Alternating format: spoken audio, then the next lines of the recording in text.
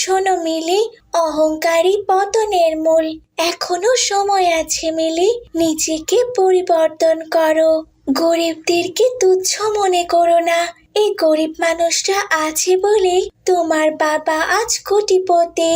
ঠিক আছে বুবু, ওনারে কিছু বলো না। ওনার কথায় আমি কোনোভাবে রাগ বা মনে কষ্ট নেইনি।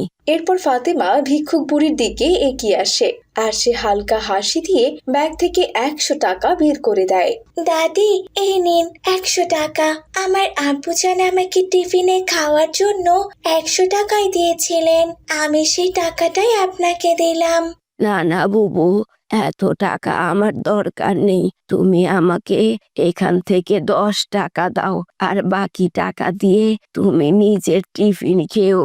এরপর ভিক্ষুক বুড়িটি 10 টাকা নিয়ে সেখান থেকে চলে গেল। বুড়িটি যাওয়ার পর ফাতেমা মিলিকে বলে, দেখলে তো মিলি, দাদি কত ভালো ব্যবহার করলেন।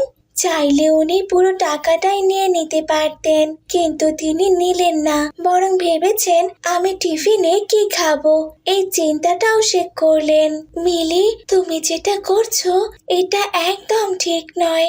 অহংকার পতনের মূল। এর পরিণতি খুবই ভয়ানক। আমাদের প্রিয় নবী হযরত মুহাম্মদ সাল্লাল্লাহু আলাইহি ওয়াসাল্লাম বলেছেন, কিয়ামতের ময়দানে অহংকারী মানুষদের পিঁপড়ার মতো ছোট করে আনা হবে। তারপর তাদেরকে টেনে হিঁচড়ে জাহান্নামের এক জেলখানায় নেওয়া হবে, যার নাম বুলাস। সেখানে তাদেরকে রক্তপুঁজ খাওয়ানো হবে।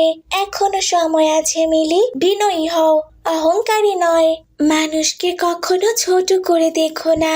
নবীজি সাল্লাল্লাহু আলাইহি ওয়াসাল্লাম আরো বলেছেন, আল্লাহ তাআলা সমুদ্রকে পাহাড় বানাতে পারেন, পাহাড়কে সমুদ্র বানাতে পারেন, গরিবকে ধনী আর ধনীকে গরিব করে দিতে পারেন। তাই অহংকার নয়, সবাইকে ভালোবাসতে শিখো, সবার বিপদে পাশে দাঁড়ানো শিখো।